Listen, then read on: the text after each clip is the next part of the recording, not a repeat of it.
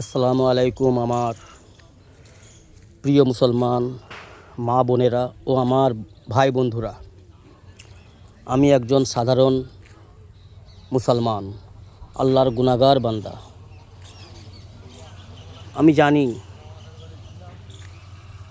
আমার ভিডিওতে লাইক কম আসবে, শেয়ার কম আসবে, কিন্তু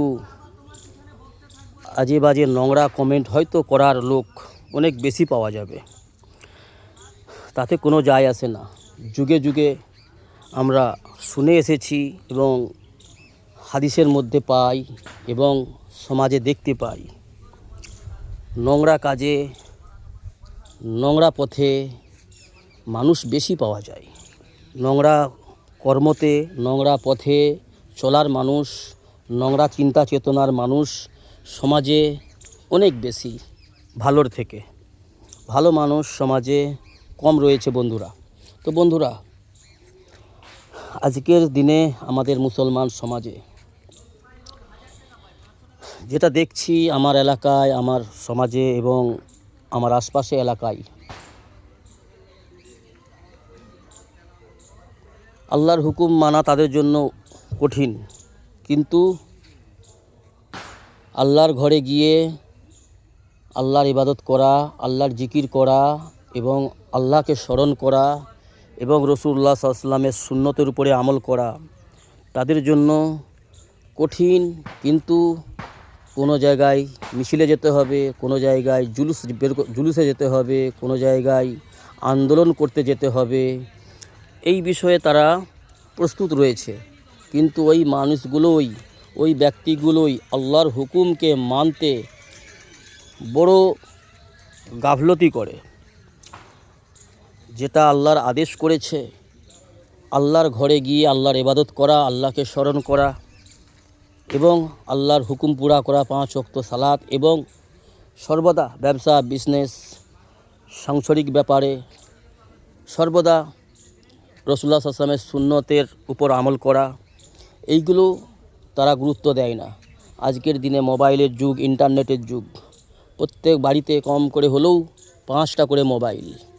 একটা বাড়িতে যদি 5 থেকে 7 জন মেম্বার হয়, সেই বাড়িতে অবশ্যই 5টা করে মোবাইল হাতে রয়েছে। আর এই মোবাইল নিঃসন্দেহে ভালো জিনিস, আমি বলবো না খারাপ, মোবাইল ভালো জিনিস। কিন্তু দুঃখের বিষয় এইটাই, মোবাইলের অপব্যবহার অত্যাধিক আমাদের মুসলিম সমাজে। আমি গায়ের মুসলমান সমাজের কথা সাইডে রাখলাম। ওদের মধ্যে গুনাহ বলতে কিছু নেই। ওদের মধ্যে ওরা নেকিকে গুনাহ মনে করে, গুনাহকে নেকি মনে করে। ওরা হারাম কাকে বলে জানে না। ওদের কাছে সবই ঠিক, ঠিকও ঠিক, ভুলও ঠিক। এটা অমুসলমান সমাজের কথা, যারা গ্যার কম। তো আমাদের মুসলমান সমাজের পরিস্থিতি অমুসলমান সমাজের থেকে তেমনভাবে কিছু ভিন্ন নয়, প্রায় গায়ে গায়ে মিলে গেছে বেশ কিছু সংখ্যক ফ্যামিলিতে। সকাল থেকে শুরু করবে, ভোর 5টা থেকে নিয়ে শুরু করে রাত্রি 11টা পর্যন্ত শুধু দুনিয়ার চিন্তা, দুনিয়ার চর্চা, দুনিয়ার পরচর্চা, গীবত, এবং ছোট ছোট বাচ্চাদের হাতে মোবাইল ধরিয়ে দিল। কে সকালবেলায় ঘুম থেকে উঠে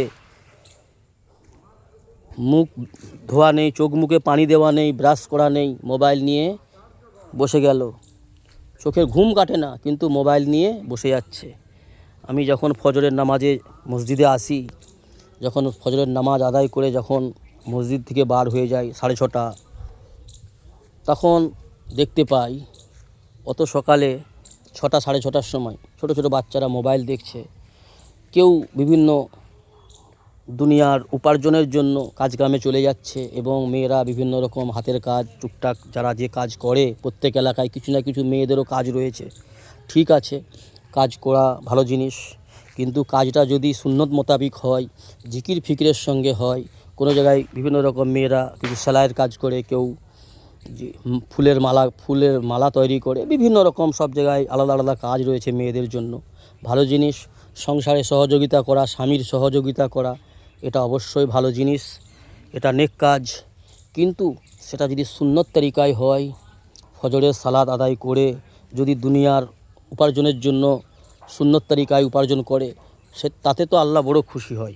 কিন্তু দুঃখজনক, আল্লাহর নাফরমানি করে, আল্লাহর হুকুমকে ছেড়ে দিয়ে, রাসূলুল্লাহ সাল্লাল্লাহু আলাইহি ওয়াসাল্লামের সুন্নতকে ছেড়ে দিয়ে দুনিয়ার উপার্জনের পিছনে দৌড়ানো, এটা অপরাধ। এটা ভালো জিনিস মোটেই কোনোভাবেই নয়। তো বন্ধুরা, নোংরা ভিডিও, নোংরা বিষয় যখন মোবাইলে আমাদের আসে, সকলের মোবাইলেই নোংরা নোংরা জিনিস আসে, কেন এখন তো ইহুদিদের চক্রান্ত, মুশরিকদের, কাফিরদের বিভিন্ন প্রকারের চক্রান্ত যে মুসলমানদের ইমানকে কি করে দুর্বল করা যায়, মুসলমানদের ইমানকে কিভাবে নষ্ট করা যায়, এই চক্রান্ত তারা তো চালিয়েই যাচ্ছে আর চালিয়েই যাবে। শয়তানের কাজ শয়তান করবে, কাফিরদের কাজ কাফিররা করেই যাবে।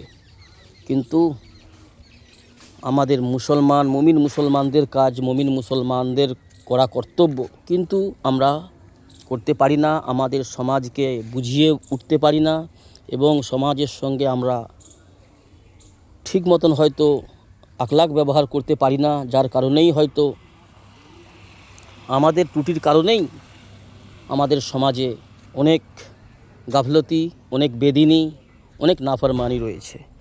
তো আমরা সকলেই চিন্তা চেতনা করি, আমরা চিন্তা ভাবনা নেই, এবং আল্লাহর কাছে সাহায্য প্রার্থনা করে আমরা প্রচেষ্টা করি যাতে করে আমাদের সমাজ, আমাদের পার্শ্ববর্তী এলাকা এবং আমার আশেপাশের ফ্যামিলিগুলো যাতে করে আল্লাহর পথে আসে, দ্বীন ইসলামের পথে আসে, নোংরা পথ ছেড়ে দেয়, ভ্রান্তির পথ ছেড়ে দেয়, বেদিনীর পথ ছেড়ে দিয়ে আল্লাহর হুকুমে আসে, রাসূলুল্লাহ সাল্লাল্লাহু আলাইহি ওয়াসাল্লামের সুন্নত মোতাবেক জীবনযাপন করতে পারে। সেই জন্য বন্ধুরা, আমরা প্রচেষ্টা করি, মেহনত করি, একে অন্যের সাহায্য করি, বিভিন্নভাবে সাংসারিকভাবে সাহায্য করি এবং দিনীভাবে দিনের দাওয়াত দিই। কোনটা সঠিক, কোনটা বেঠিক, কোনটা করার আদেশ রয়েছে আল্লাহ পাকের, কোনটা করার নিষেধ রয়েছে আল্লাহ পাকের, এই বিষয়গুলোকে নিজেও জানি এবং সেই হিসাবে আমল করি, সেই হিসাবে জীবনযাপন করি, এবং নিজের ফ্যামিলি, নিজের আশেপাশের ফ্যামিলিগুলোদেরকে আমরা এই বিষয়ে অবগত করিয়ে দিই, জানিয়ে দিই, যাতে করে আমাদের সমাজ, আমাদের সংসার, আমাদের দেশ, আমাদের প্রত্যেকটা মুসলিম মা বোন ভাইরা যাতে করে অন্যায়ের পথ, জুলুমের পথ পরিত্যাগ করে ন্যায়ের পথে আসতে পারে, ইসলামের পথে আসতে পারে, আল্লাহর পথে আসতে পারে। আমরা সকলেই চেষ্টা করব বন্ধুরা। আল্লাহ আমাদের সাহায্য করুন এবং দ্বীন ইসলামের উপর চলার তৌফিক দিন, দ্বীন ইসলামকে বুঝার জানার তৌফিক দান করুন, এবং অন্যায় কাজ, গুমরাহির পথ পরিত্যাগ করার তৌফিক দান করুন। আল্লাহুম্মা আমিন। আসসালামু আলাইকুম বন্ধুরা, সুস্থ থাকবেন, ভালো থাকবেন, আল্লাহ হাফিজ।